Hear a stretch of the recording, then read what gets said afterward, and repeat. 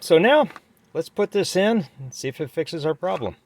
And as you can see, this isn't your old school brake switch with a little widget sticking out that gets moved by the brake lever, the brake pedal lever itself. But this is actually a Hall effect sensor that goes in and senses a magnet moving to report the brake position.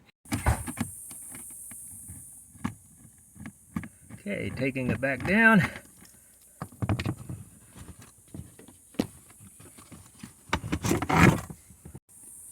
Alright, now if this old part is anything like my new part, the switch itself will come right out without even releasing any tabs or anything. Just wiggle it off.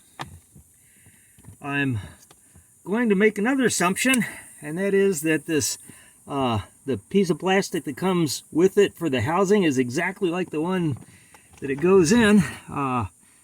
Let's see here. I'm going to make sure I get this on right. There's a locating tab. You see it right there. Right, I hope you can see that. Let me zoom in a little bit. There's a locating tab, and there's in the connector there's a corresponding tab, so it does go in this way. Switch goes in, pushed into position. That's all there is to it, folks. We have installed a new brake switch in a Mercedes. Now just a matter of buttoning it back up. 3 screws go back in. The light falls down.